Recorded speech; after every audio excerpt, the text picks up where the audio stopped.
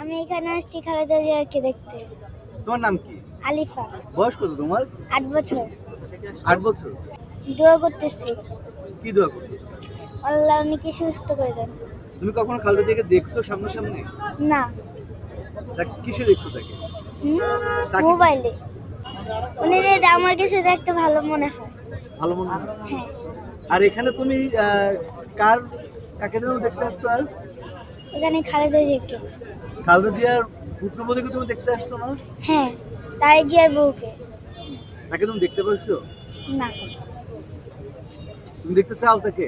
হ্যাঁ। তুমি তার জন্য আসছো দেখতে? খালেদা জিয়ার জন্য আসছি আর তারেক জিয়ার বউ দেখার জন্য আসছি। ধন্যবাদ তোমার।